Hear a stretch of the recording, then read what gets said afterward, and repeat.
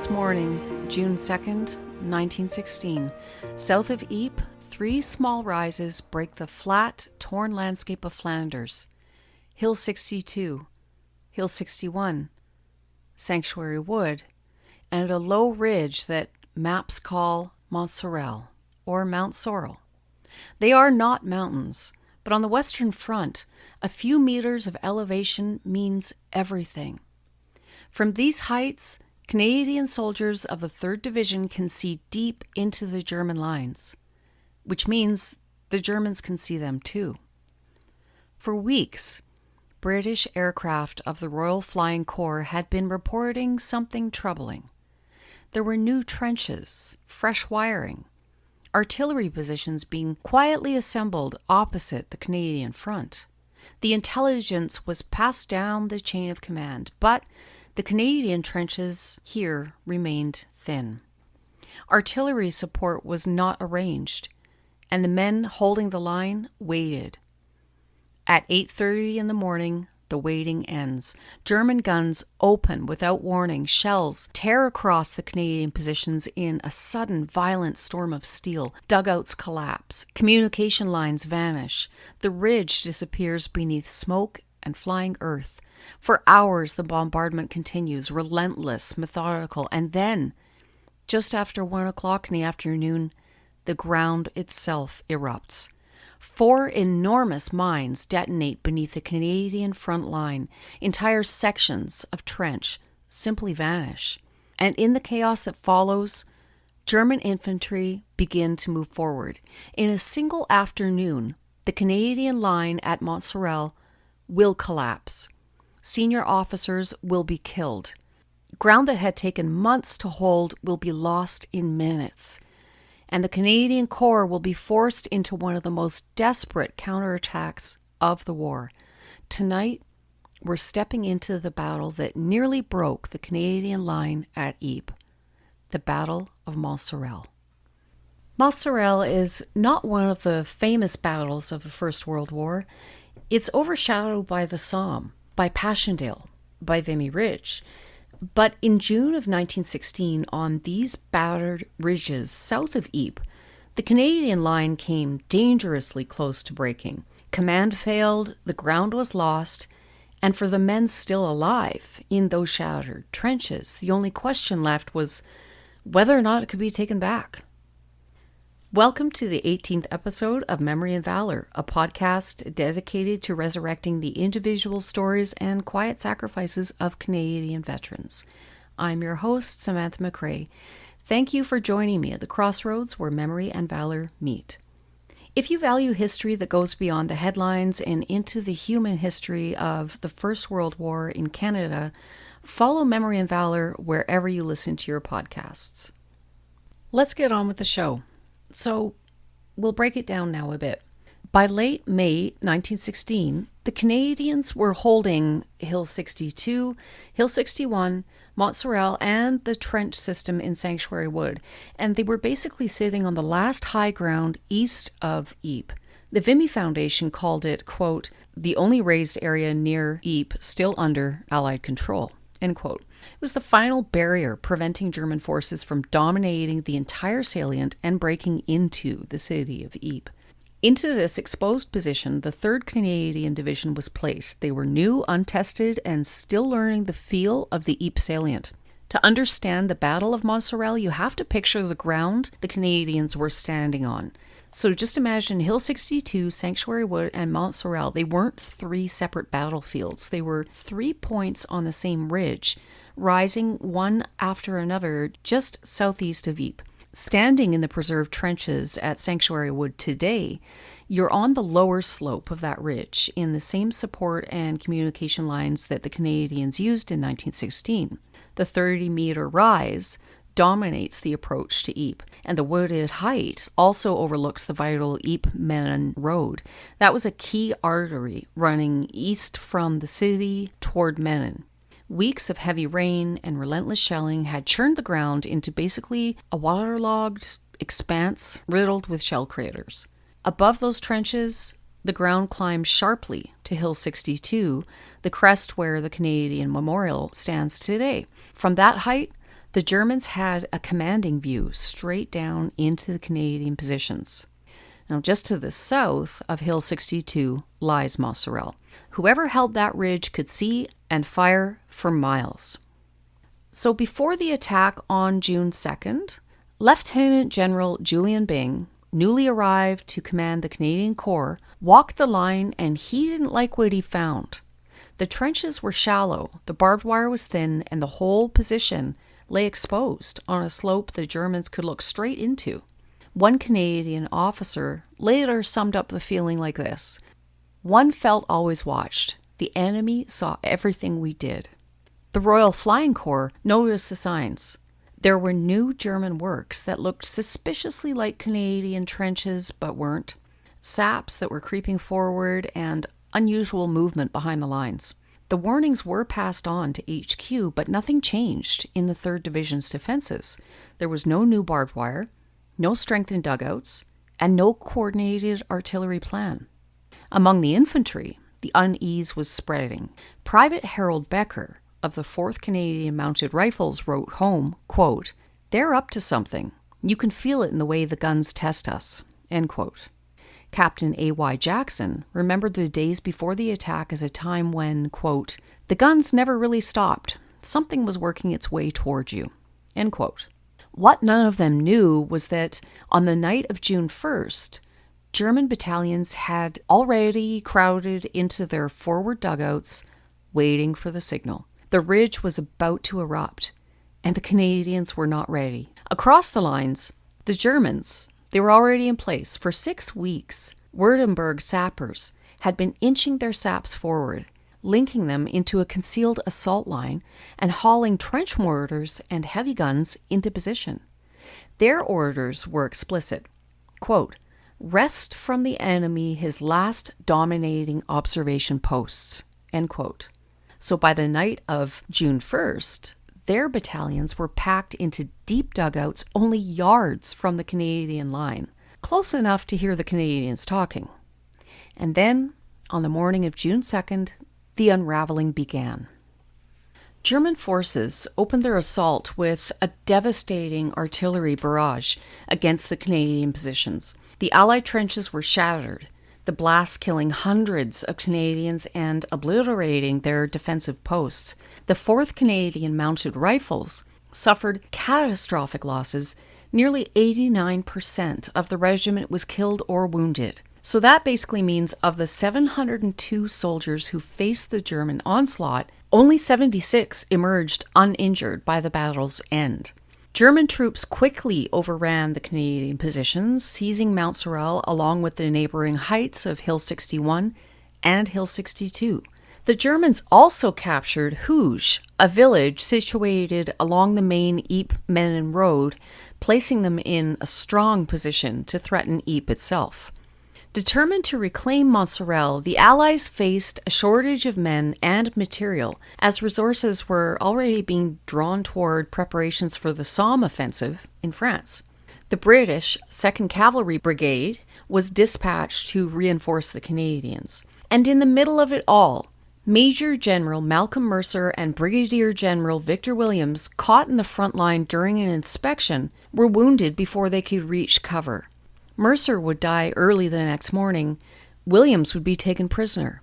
In minutes, the 3rd Division had lost its commander and one of its brigadiers. I want to talk now about just a couple of men who were in the 3rd Division and get their personal reflections on this. The first one is Private Harold Lodge. He was 22 years old in 1916. He was a Toronto clerk who had traded ledgers for a rifle only the year before. Like many in the 4th Canadian Mounted Rifles, he had come from a civilian world that felt impossibly far from the mud and the wire of the Ypres salient. His battalion had been converted from a mounted infantry to a trench infantry, and the men were still adjusting to the reality that their war would be fought on foot, in ditches, under constant fire, rather than on horseback. His correspondence home, carefully written, often apologetic, show a young man trying to protect his family from the truth. He described the mud around Zillebeck that swallowed boots, the cold that crept into your bones, and the shelling that made sleep something you'd hope for rather than expected. He tried to sound steady, even cheerful, but one line reveals the strain beneath the surface. Quote, "We are told this ridge is quiet, but the guns never seem to agree." End quote. And of course that ridge was Mount Sorrel. On the morning of June 2nd, Private Lodge was in the forward trenches with his company when the German bombardment began. The 4th CMR held the exact stretch of line the Germans intended to destroy. The shelling intensified by the minute. Trenches were collapsing, dugouts caving in, the ground itself lifting under the force of the explosions, and then the mines detonated. The blast obliterated the forward positions. The 4th CMR was almost wiped out in minutes. Lodge was killed instantly. There was no chance to fall back, no chance to fight, no chance to even understand what was happening. He has no known grave. And so his name is carved into the Menin Gate, among thousands of others who vanished into the mud and the fire of the salient. The next soldier I wanted to talk about was Corporal William Billy McFarlane. He also was with the 4th CMR. Billy McFarlane came from rural Bruce County, a farm laborer before the war, so that's in Ontario. He had been promoted to corporal shortly before Mount Sorrel, a sign that his officers trusted him and that he was steady under pressure, that he could be relied on when things went wrong. His writing was practical. It was almost understated. He wrote about the difficulty of keeping rifles clean in the wet trenches and about the closeness of the men in his section. And he also wrote about the strange activity he'd noticed across no man's land. One line stands out. Quote, "The Germans are up to something. You can feel it at night." End quote. He, of course, was right. German sappers had been tunneling for weeks. Their artillery had been registering targets. Their infantry had rehearsed the assault. The 4th CMR was sitting directly in front of the storm. So when the bombardment hit, McFarlane's dugout collapsed. Buried, dazed, and wounded, he clawed his way out into a landscape he no longer recognized because the trenches were gone. The air was thick with smoke and dust, and before he could even orient himself, German infantry were already moving through the wreckage, and he was captured, one of the very few survivors from the forward line. His prisoner of war letters, written later from a camp in Munster, carry a quiet, painful honesty. In one of them, he wrote, quote, "I don't know how I'm alive when so many better men are gone." End quote. He survived the war, returned to Canada in 1919, and worked as a carpenter. Those who knew him said he rarely spoke about Mount Sorrel. So the 4th Canadian Mounted Rifles suffered one of the most sudden and complete annihilations of any Canadian battalion in the First World War. The German bombardment and mines struck directly at their position. Their officers were killed or cut off. Their trenches were completely obliterated, and the loss of senior leadership, Mercer killed and Williams captured, left the sector leaderless at the worst possible moment. Lodge and McFarlane represent the two fates that morning offered: instant death in the forward trenches, or survival into captivity with the weight of memory that followed.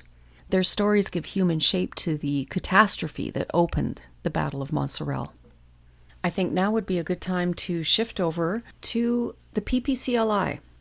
The Princess Patricia's Canadian Light Infantry held the southern end of the Canadian line. They were dug in along the slopes running from Mount Sorrel to Hooge, just below the crest of the ridge. Their trenches sat on the forward face of the high ground, exposed to German observation from the heights opposite and directly in the path of the Württemberg assault. While the 3rd Canadian Division absorbed the full shock of the bombardment at Hill 62 and Sanctuary Wood, the PPCLI, then part of the 7th Brigade of the 3rd Division, occupied the battered front line and support trenches tying Mount Sorrel to the Hooge sector.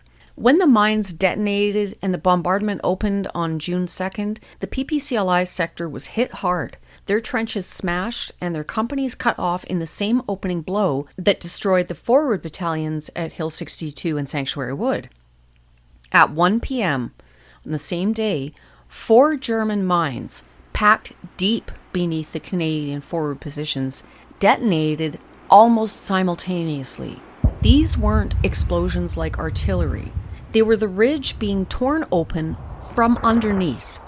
Entire sections of trench vanished in a single heave of earth and smoke. Men were thrown into the air, buried alive, or left staring at a landscape that they no longer recognized. The mines didn't just kill, they disoriented too. They erased landmarks and severed what little communications remained, and blew a gap straight through the center of the line. In that moment of shock and confusion, the Battle of Mount Sorrel truly began. From the ground, it felt like the world was coming apart. The bombardment didn't just lift, it intensified. Shells walked methodically across the shattered woods, smashing dugouts, cutting telephone lines, and isolating companies before they could even form a defense. The line wasn't bending. It was dissolving. The Canadians weren't falling back. They were being erased. On the right flank, the PPCLI suddenly realized they were holding a position with nothing anchored beside them. Their neighbors had been blown away. The Vimy Foundation notes that the Patricias held for nearly 24 hours under relentless fire, fighting from crater lips and smashed trench bays, buying the Corps the time it needed to understand what had happened and begin planning a response. Their stand didn't stop the collapse, but it definitely slowed the German advance just enough to prevent a breakthrough toward Ypres. By nightfall, Mount Sorrel and Hill 61 were gone. The Germans had advanced more than a kilometer, and the 3rd Canadian Division, shaken, leaderless, and scattered, was trying to piece together what remained of its line. The 3rd Division was effectively leaderless in the crucial first hours. Their trenches had not been reinforced, their artillery had not been coordinated, and the German attack, 6 battalions strong with 5 more in support, hit them at the exact moment when confusion was at its peak. When the darkness finally settled over the ridge on the 2nd of June, it didn't bring calm. It brought a kind of stunned quiet, the kind that follows a blow so heavy the body hasn't yet figured out how to react. The Canadians who survived the bombardment and the mines were literally scattered across a landscape that they didn't know anymore. Major General Malcolm Mercer, the commander of the 3rd Canadian Division, had been mortally wounded and would die before dawn. Brigadier General Victor Williams had been carried off wounded and captured, the highest-ranking Canadian taken prisoner in the entire war. So now the entire division had no leader at all. Brigadier General Hornairn of the Lahore Division's artillery eventually stepped in to assume temporary command, but by then the damage was already done. Across the front, the men just dug in wherever they could, so behind tree stumps, in shell holes, in the remnants of trenches that no longer connected to anything. The PPCLI had held the right flank throughout the night, clinging to ground that had suddenly become the edge of everything. It was a night of confusion, exhaustion, and the dawning realization that the ridge had been torn away from them. Fred Guise was one of the last Canadians who could still describe the Western Front from memory. He enlisted in 1915 and went overseas with the 13th Battalion, the Royal Highlanders of Canada, fighting in the frontline trenches through the spring of 1916. Just weeks after surviving the chaos of Mount Sorrel, he was thrown into the Battle of the Somme, where a bomb shattered his shoulder. Captured soon after, he spent more than a year in a prison camp at Aldom, and then another stretch in the forests of West Prussia, cutting timber under guard. By the time he finally came home in 1919, he had spent more than 2 years as a prisoner of war. He lived to be 103 years old, carrying those memories for nearly a century. So I want you to listen to something now. This is Fred Guise remembering June 2nd, 1916, in his own words. And then I got to the front line, was May the 6th, 1916. And then from there on, off and on, you'd be on extra duty at nighttime, and then you went to rest period, and there we trained again. And the Germans broke through on June the 2nd, 1916 from the front line. And so we force marched up to try to hold the line anyway. And then on June the 12th, we went up and took but with an awful lot of losses. We had 550, we come out with 112. It's hard to imagine even attempting to live with those kinds of memories, and especially to that age. So, all right, let's walk through what the Canadians were trying to do on the night of June 2nd, 3rd, and why it didn't stand a chance. General Byng ordered the counterattack for 2 a.m. on the 3rd of June. On paper, it looked straightforward. 2 brigades from the 1st Canadian Division would move up under cover of darkness, link up with whatever was left of the 3rd Division's line, and hit the Germans before they could settle into their new positions. But here's the thing about First World War plans. The paper version always looks cleaner than the real one. To reach their starting point, the battalions had to march long distances at night over ground they didn't know. And this wasn't a peaceful nighttime stroll. They were moving through shell-torn woods, collapsed trenches, and crater fields that had been pretty much rearranged by the previous day's bombardment. Landmarks were gone, paths were blocked, and units got separated in the dark. Communications barely functioning. Runners were getting lost or killed.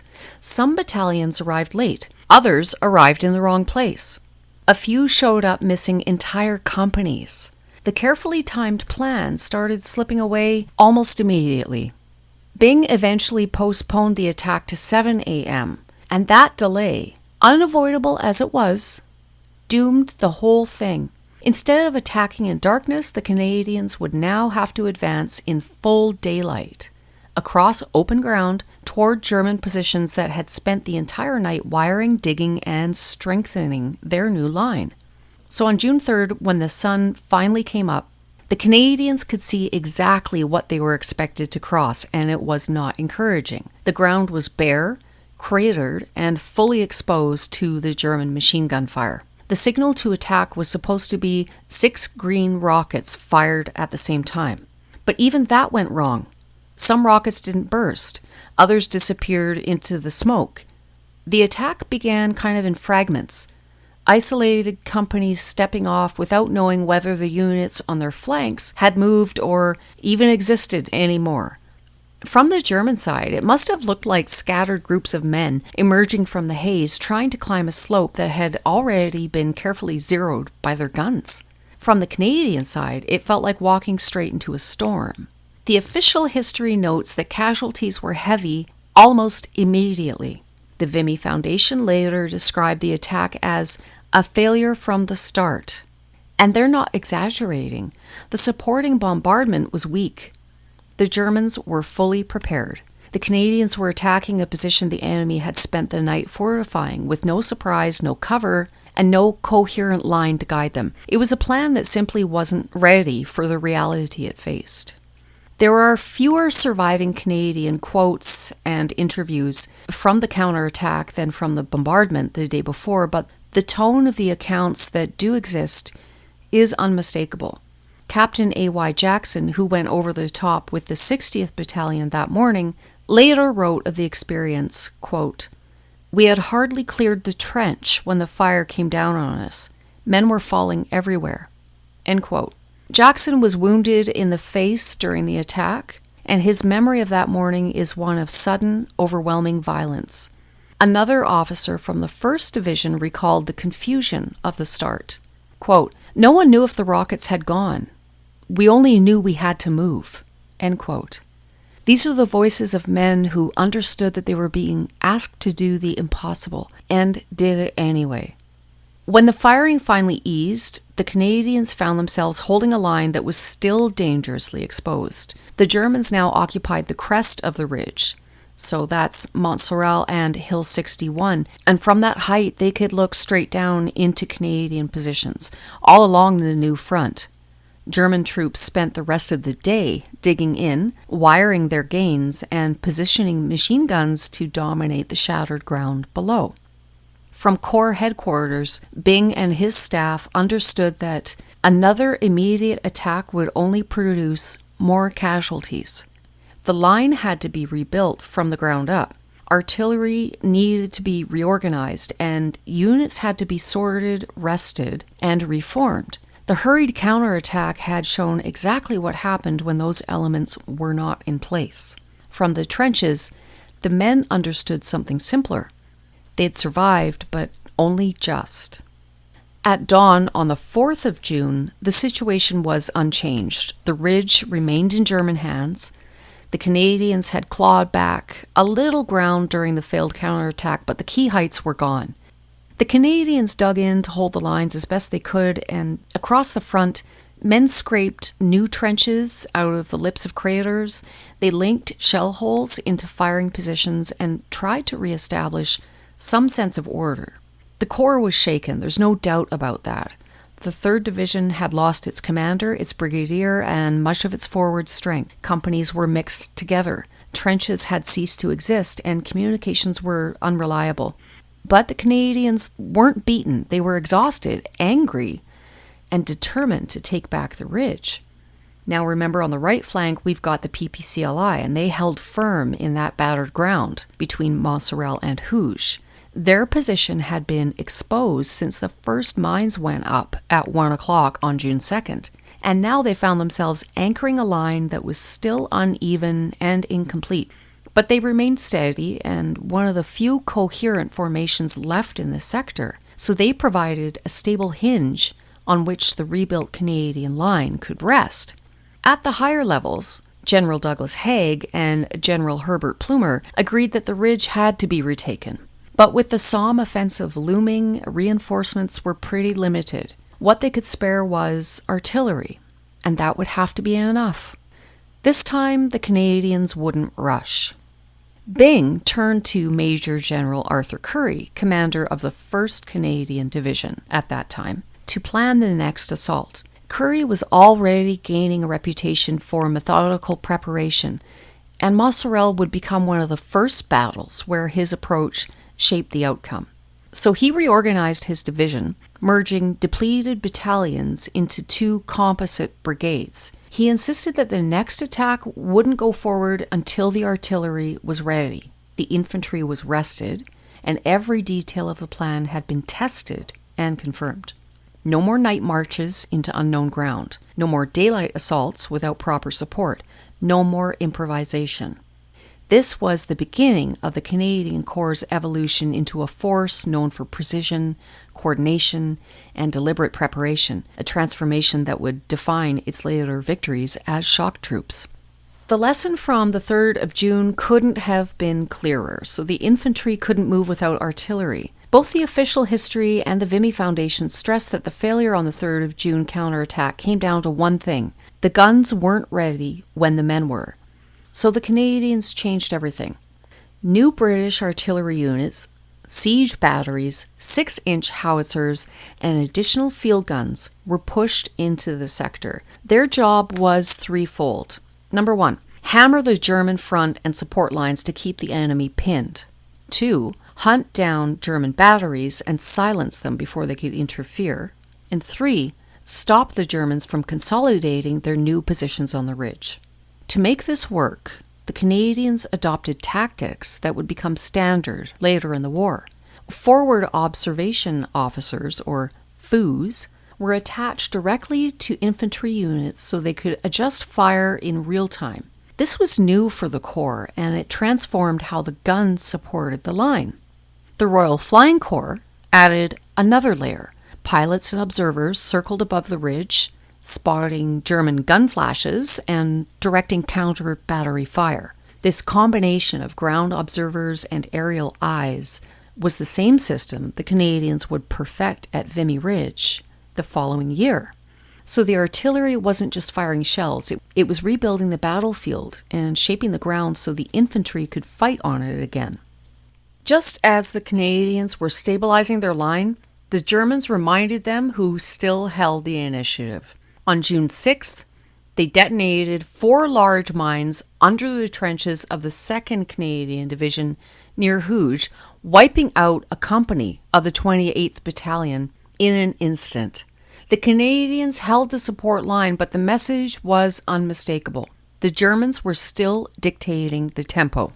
Byng made a calculated choice. He wouldn't waste men trying to retake the Hooge craters. The priority remained the same: Mount Sorrel and Tortop, the heights that dominated the entire sector. To reinforce the left flank, the dismounted British 2nd Cavalry Brigade was loaned to the Canadians as a mobile counterattack force. It wasn't elegant, but it bought stability. The line was holding again, but the ridge still loomed above them, and everyone knew the real fight was still ahead. Currie understood that the Germans were expecting another Canadian attack, so he set out to make them expect it at the wrong moment. Currie was kind of famous for this deception. Between the 9th and 12th of June, the Canadian guns unleashed 4 short, violent 30-minute bombardments, each one intense enough to look like the opening of a full-scale assault. But no infantry followed. The effect was exactly what Currie wanted. German frontline units braced for attacks that never came. Officers kept their men standing to for hours at a time. Nerves frayed, fatigue set in. And while the Germans were burning energy reacting to feints, the Canadians were quietly preparing for the real blow. On the 12th of June, the deception ended. For 10 straight hours, Canadian artillery pounded every German position from Hill 60 to Sanctuary Wood. The guns focused especially on the flanks, those machine gun nests that could sweep the Canadian advance if left intact. The ridge shook under the weight of the bombardment. Trees were shredded, trenches collapsed, dugouts caved in, and when the guns finally paused, the Germans had no idea whether the attack was coming now, in 10 minutes, or in another hour. So that uncertainty was all part of the plan. By the evening of 12th of June, the Canadians were ready. Under the cover of darkness and rain, the infantry moved into their start lines.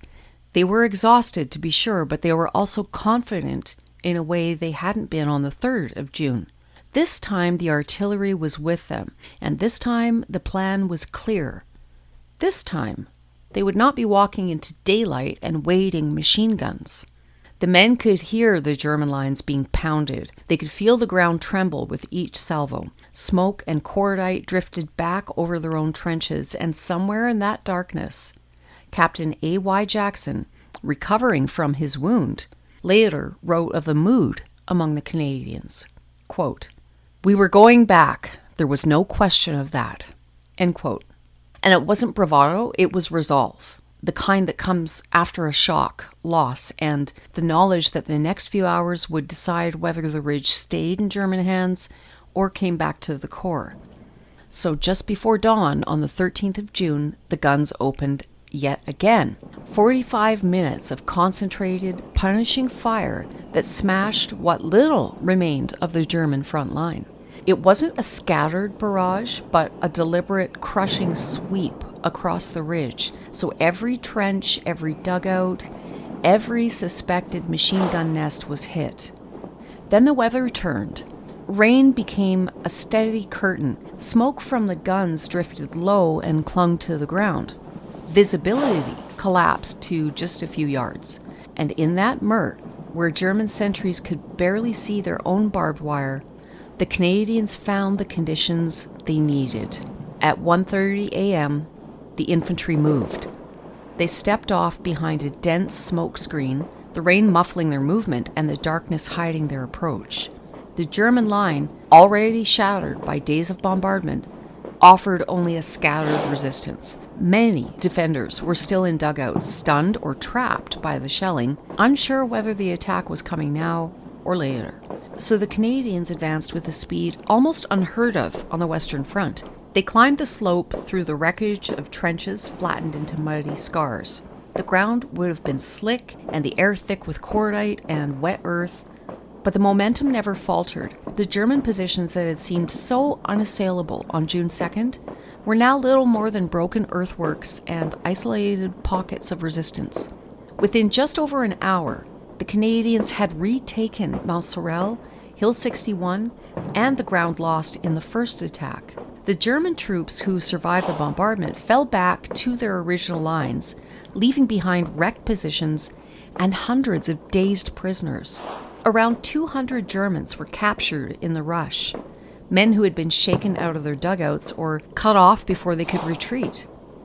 The speed of the assault was the clearest sign of how much had changed. 10 days earlier, the Canadians had been shattered by mines and shell fire and confusion. Now they were advancing under cover of their own guns, following a plan that had been rehearsed, timed, and supported at every step. The artillery had rebuilt the battlefield. The deception plan had worn down German nerves. The weather had given the Canadians the cover they needed, and the infantry, exhausted, angry, and determined, finished the job. So the ridge was theirs again. The morning after the Canadians retook the ridge, the battlefield was still shifting. The ground was a churned, smoking ruin. Trenches were barely recognizable. Visibility came and went with drifting smoke. And there are photographs of this. But the Germans weren't ready to concede the heights without a fight. They regrouped quickly and launched 2 counterattacks. On the 14th of June, both aimed at prying the Canadians off Mount Sorrel and Hill 61 before the new line could solidify. There's a saying among history nerds and history geeks like me, and that is, there are 3 things in life that you can count on: death, taxes, and German counterattacks. And in nerd groups, that's pretty funny. Anyway, each attack followed the same pattern. German infantry forming up in the shattered woods, trying to push forward under covering fire, hoping to catch the Canadians before they had fully reorganized. But this time, the Canadians had their artillery ready. The moment the German troops began to move, Canadian guns opened up. Accurate, coordinated, and relentless. The counterattacks never reached the Canadian trenches. They broke apart in the open, scattered by shrapnel and high-explosive shells that tore gaps through the advancing formations. The Germans tried a different approach after those failures. Instead of throwing more men into the teeth of Canadian guns, they pushed their own trench line forward, inching closer, until they were within roughly 150 meters of the Canadian position. It was a way of keeping pressure on the line without risking another costly assault. But they made no further attempt to retake the ridge itself. The momentum had shifted. For nearly 2 weeks, the ridge was in German hands. The Canadians clung to the lower slopes, reorganizing and preparing a counterattack. On June 13th, they fought their way back up through Sanctuary Wood, over the broken ground of Hill 62, and onto the crest of Mount Sorrel, retaking the entire ridge system at a cost of roughly 8,000 casualties. By the end of the 14th of June, the battlefield had settled into an uneasy quiet. The Canadians held the crest again, so Mount Sorrel, Hill 61, plus the ground lost in the disaster of the 2nd of June. The line now sat almost exactly where it had been before the German mines and bombardment tore it open 12 days earlier. But the men holding it knew how much had changed. The trenches were new, improvised, and shallow. The ground was still dangerous, still exposed, and still under German observation, yet it was theirs. So the Canadians had not just regained the ridge, they'd proven that they could absorb a devastating blow, reorganize under pressure, and strike back with precision. The cost had been enormous, no doubt, but the line was restored, and the Corps had taken a major step toward becoming the force it would be in 1917 and 1918. When the German counterattacks failed on the 14th of June, the battlefield finally began to settle, but only in the way a storm settles after tearing a landscape apart. The PPCLI, positioned on the right flank between Mount Sorrel and Hooge, were among the first to understand what it meant to take back held ground after a battle like that. They had been one of the few veteran battalions in the 3rd Division, men who had already fought at Friesenberg and Bellewaerde, and their steadiness had helped prevent the entire flank from collapsing in the first days of the battle. So now in the aftermath, they were again anchoring a line that was only beginning to take shape. One Patricia later wrote of the days after the ridge was retaken, quote, "We dug as if our lives depended on it, because they did. The earth was still warm from the shells," end quote. Another Patricia recalled the eerie quiet that followed the fighting. Quote, "You could hear the picks more than the guns. That was how you knew we had the ground again," end quote. So these aren't grand statements, they're the kind of simple matter-of-fact lines that appear in battalion diaries and post-war recollections, but they capture the mood, kind of exhausted relief and grim determination, and the knowledge that the ridge had been won back at an enormous cost. The PPCLI sector had been especially chaotic. Their old trenches had been obliterated by the mines and the bombardment, and the battalion had to carve out a new defensive line almost from scratch. So they worked throughout the night, shoring up parapets with sandbags scavenged from collapsed dugouts, laying wire in the dark, and trying to reconnect with the units on their flanks. A Patricia Corporal described the scene in a letter home. Quote, "It was like trying to build a house in a thunderstorm. Every time you thought you had something, another shell came down and took it away." End quote.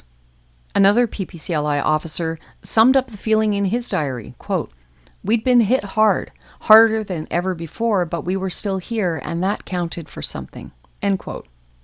Mount Sorrel was not the largest battle the Canadians fought, but it was the first where the Corps absorbed a devastating blow, reorganized under pressure, and struck back with a coordinated, methodical plan. It was the first time Currie's insistence on preparation and artillery integration shaped the outcome.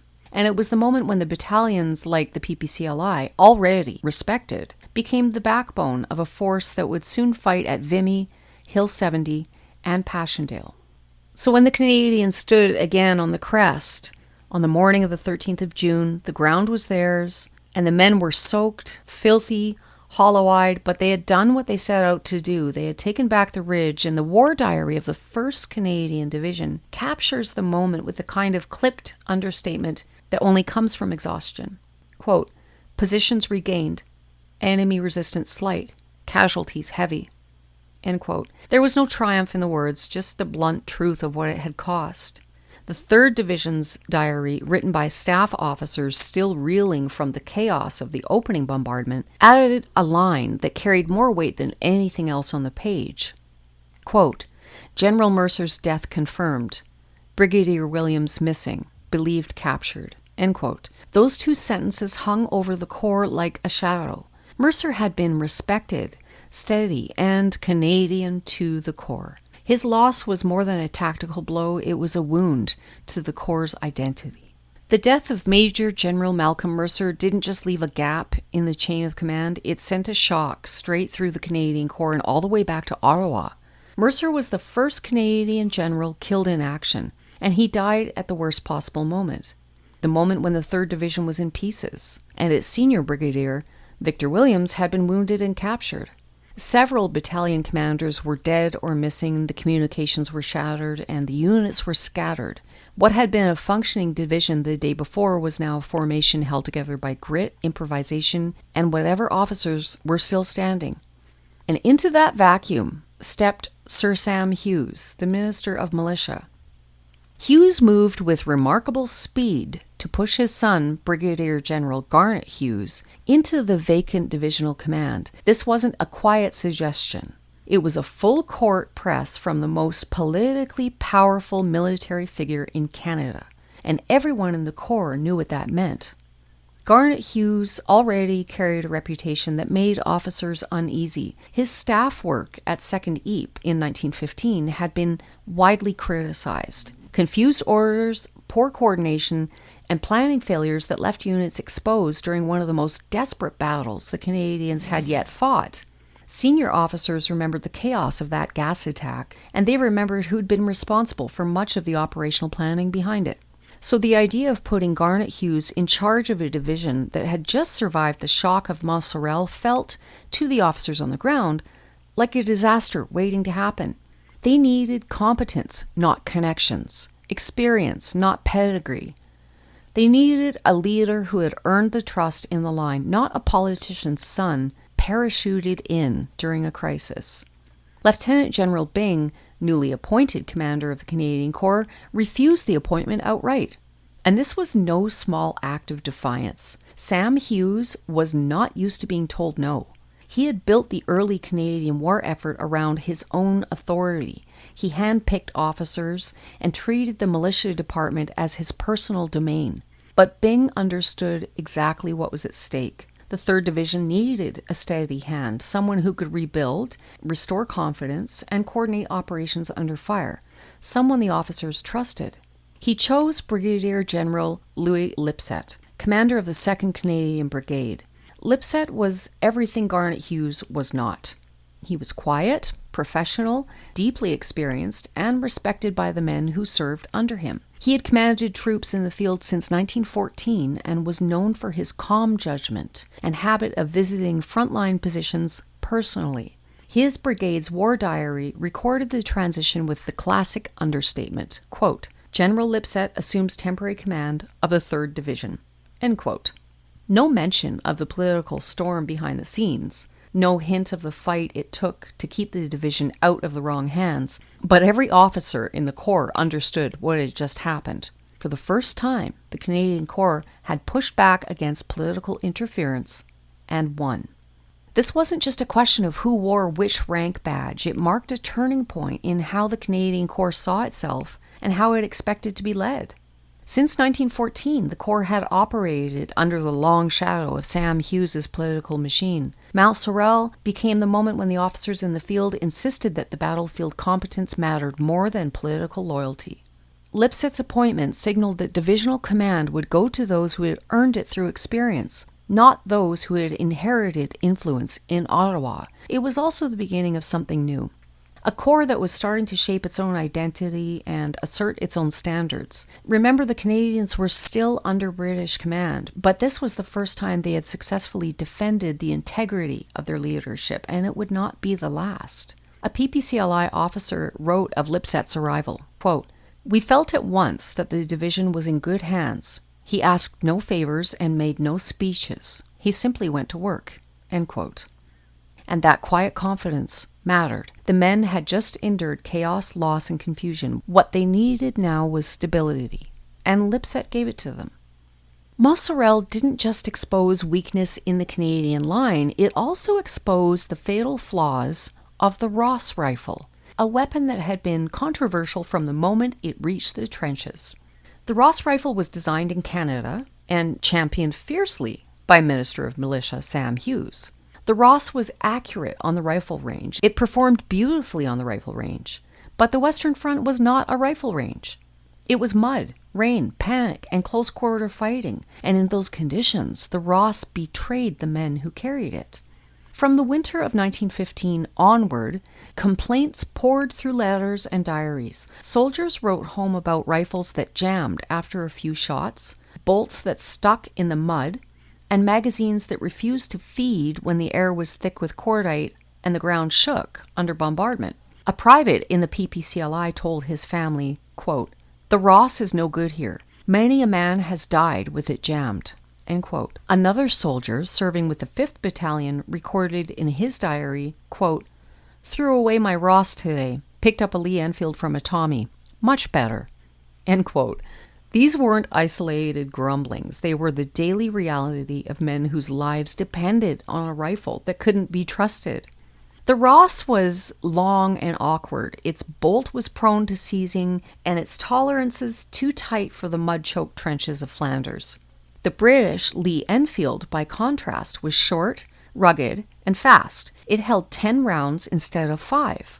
It fired smoothly, even when caked in dirt, and it could deliver rapid, sustained fire in a way the Ross just couldn't. Canadian soldiers knew this. They saw it every time they fought alongside the British units. And so quietly, unofficially, they began to scavenge Lee Enfields from the battlefield, sometimes from supply dumps and sometimes from the dead. By the time of Mount Sorrel, the problem could no longer be ignored. The battle's chaos made the Ross's failures impossible to hide. Men needed rifles that worked in the worst moments, not just on parade grounds. And when the Canadians counterattacked on June 3rd with rifles that jammed after a handful of shots, the truth was laid bare.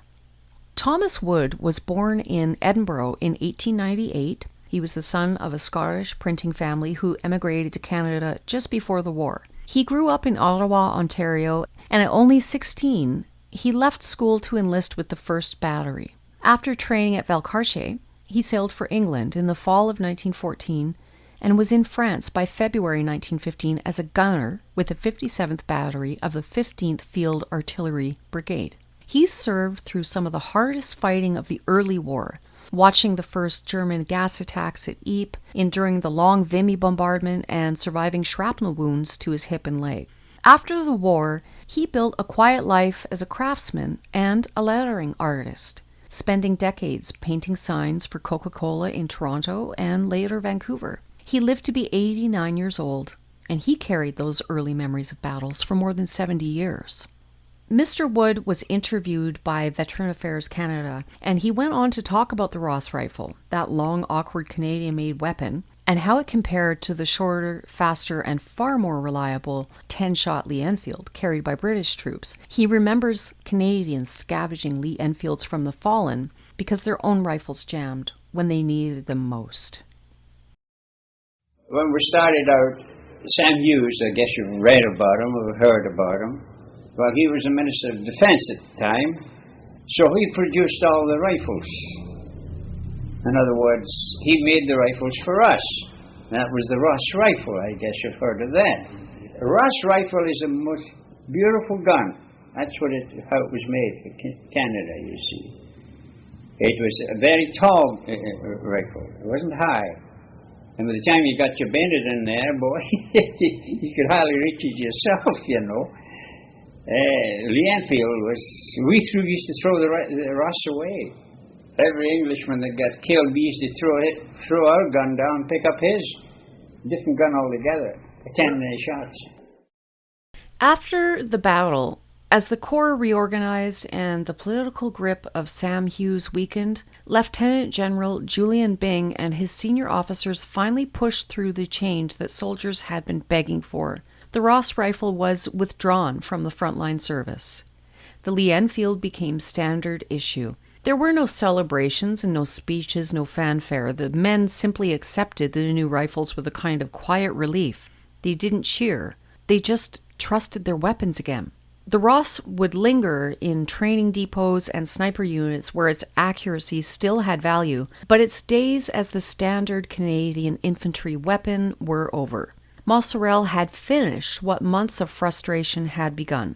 The rifle that had been the symbol of Canadian pride became instead a lesson written in blood. On the Western Front, reliability meant survival. The battle also accelerated a shift already underway in the Corps' firepower. Machine gun officers had been lobbying for months to replace the unreliable Colt with the Vickers and the Lewis gun. One officer wrote in his post-action report, quote, "The Colt is not suited to the conditions of this front. The Vickers has proven reliable under all circumstances." End quote. The Lewis gun, light and portable, became the infantry's closest ally. A corporal in the 16th Battalion wrote, quote, "Give me a Lewis and 2 good men and I'll hold a trench." End quote. These weren't just equipment changes, they were cultural changes. The Corps was becoming a modern, firepower-driven force, one that understood the battlefield in a way it hadn't before Mount Sorrel. Mount Sorrel was the first major battle fought under Byng, and it taught him and Currie exactly what needed to change. The war diaries in the days after the battle are filled with references to artillery conferences, forward observation training, and new communication procedures. Signal companies laid buried cables to protect lines from shell fire. Infantry units rotated out of the line were drilling on bombing, wiring, and trench consolidation. Officers met daily to refine coordination between guns and infantry. So the Corps was learning, and it was learning quickly. The lessons were hard, but they were absorbed deeply. Artillery would lead. Infantry would not attack until the guns were ready. Deception would be used whenever possible. Leadership would be earned, not appointed. And the Corps would never again allow itself to be caught unprepared on a ridge it could not afford to lose. Now, let's shift our focus back to the Princess Patricia's Canadian Light Infantry. Their experience at Mount Sorrel is one of those moments in the First World War you can almost feel the ground tilt under a unit, and yet somehow they stay standing. Their war diary for the 2nd and 3rd of June is honestly one of the most gripping documents in the entire Canadian Corps. You can almost hear the officer writing it, trying to stay calm while describing something that was anything but. At one point, the diary notes, quote, "Enemy seen advancing on left. Open rapid fire." End quote. That's it. That's the whole entry for a moment when the Patricias suddenly discovered that their left flank, the side that's supposed to be anchored by friendly troops, had turned into an open space filled with smoke, splintered trees, and the sound of German soldiers moving through the wreckage. It's the kind of understatement that only comes from people who are very busy trying not to die. One of the officers holding that line was Captain Percival Molson. Yes, that Molson, from the Montreal Brewing Company and a star athlete before the war. During the stand at Mount Sorrel, Molson was wounded in the face. Later, he wrote to his sister about the moment the bombardment lifted and the real fight began. Quote, "We were alone on the flank, and it was very close work for a time." End quote. That's Molson's way of saying we were nearly overrun. He would be killed the following year at Avion. But at Mount Sorrel, he was one of the steadying forces that kept the Patricias from being swallowed by the chaos. And then there's the unnamed corporal, a soldier whose name appears only in the battalion's casualty returns. Before he was killed on the 3rd of June, he left a short line in his diary, just one sentence. "We hold. God knows how, but we hold." It's hard to find a more honest summary of what the Patricias did at Mount Sorrel. They weren't supposed to be the last intact unit on that flank. They weren't supposed to fight with their left side hanging in the air, wide open, but they did.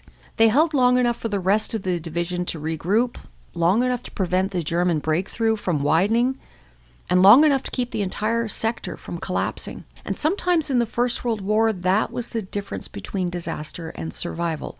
A single battalion in the right place at the worst time, refusing to let go. Not all the stories are dramatic. Some are heartbreakingly ordinary. A stretcher bearer in the 1st Field Ambulance wrote about the days after the battle when the guns had quieted but the work had not. Quote, "We found them in shell holes," he wrote, "some alive, some not. Many had crawled as far as they could." End quote. He never described the faces. He didn't need to. A chaplain attached to the 3rd Division wrote in his notebook, quote, "I buried 23 today. I knew 5 of them." End quote. He added no more. And a private in the 22nd Battalion, the Vendus, these were the French Canadians, who had fought through the counterattack and then helped dig the new line, wrote to his mother in French, quote, "I am no longer the same boy." End quote. He wasn't. None of them were. Now, there's something important we need to consider, and that is the death of Brigadier General Malcolm Mercer. And I've touched on this a couple of times, but I want to come back to it because it's one of those moments in the First World War where a single event sends shockwaves through an entire formation, and understanding it helps make sense of everything that followed. The German bombardment that opened the Battle of Mount Sorrel doesn't just hit the Canadian line, it erases it. Within minutes, the entire sector becomes almost impossible to understand, even for the people standing in it. Communications are completely falling apart. The wires are being cut faster than signalers can splice them back together. Runners, the human backup system, try to push through collapsing trenches, but many never make it. Some disappear into the smoke, others are buried by the earth being thrown up by the shells. And the reports that do reach headquarters are a mess. Fragments of information, often contradictory and usually outdated by the time they arrive. Now, in the middle of this chaos, Brigadier General Malcolm Mercer makes a decision that a lot of First World War commanders felt they had to make when everything else failed. He goes forward. Now, remember this, Mercer is 56 years old at this point. He was a Toronto lawyer in civilian life and a respected, steady officer in uniform. He helped raise and train the battalions of the 3rd Division, and by 1916 he commands the 3rd Canadian Infantry Brigade, the very men holding the exposed ground around Mount Sorrel. So when the shelling starts, he doesn't sit back and wait for clarity. He heads toward the front to see what's actually happening. And yes, this is dangerous. The ridge is under constant German observation and the bombardment is intensifying by the minute. But with communications collapsing, Mercer wants first-hand information, so he moves forward with a small group of officers and staff, picking their way through the trenches that are already starting to crumble under the weight of fire. As they advance, the shelling gets worse. We're talking about shells falling in sheets, whole sections of trench disappearing, trees being snapped or vaporized, and dugouts collapsing like cardboard. The landscape is literally changing shape in front of them. Landmarks vanish, trenches flatten. It's the kind of destruction that makes maps useless. Somewhere near the front, Mercer and his group take what little shelter they can find. Maybe it was a shallow trench, maybe it was a shell hole. Anything that gives even the illusion of cover. The air is thick with dust and smoke, and the ground is shaking constantly. You can imagine how hard it would be to hear anything over the roar. And then the German guns find them. A shell lands close by. When the smoke clears, Brigadier General Malcolm Mercer is dead, killed instantly by the bombardment. The officers and men around him are wounded, stunned, or scattered. In the confusion that follows, Mercer's body remains on the battlefield for days before it can be recovered.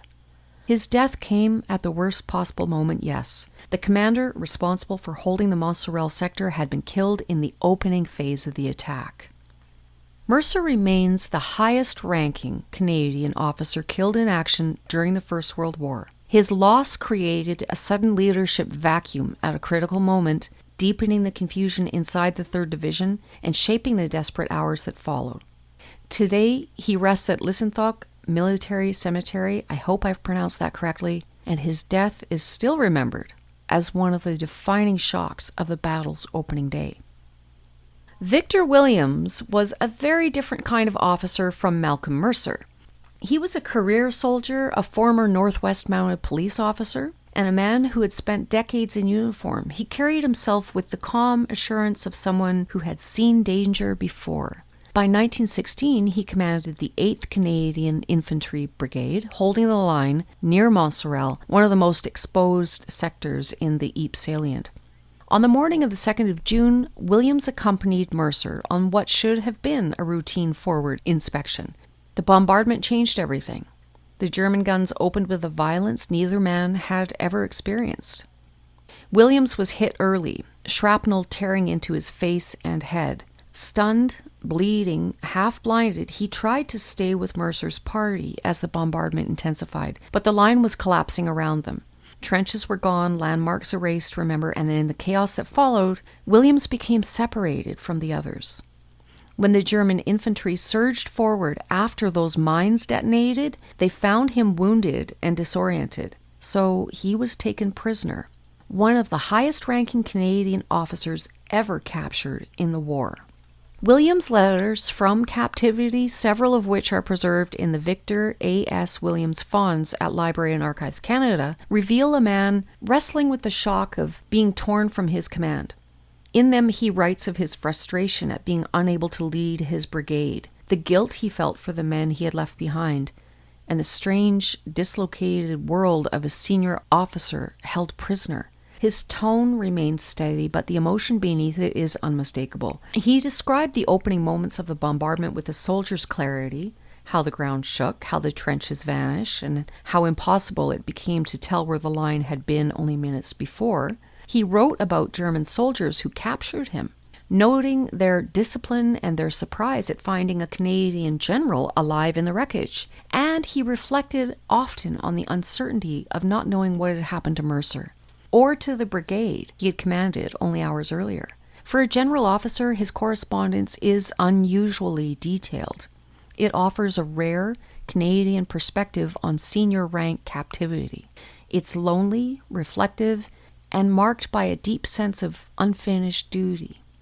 Now, captivity for a senior officer wasn't the same as for enlisted men, but it wasn't easy either. Williams spent the rest of the war moving through several German prison camps. The biggest challenge wasn't the physical hardship, it was the psychological grind, the waiting, the uncertainty, and the feeling of being cut off from the men he felt responsible for.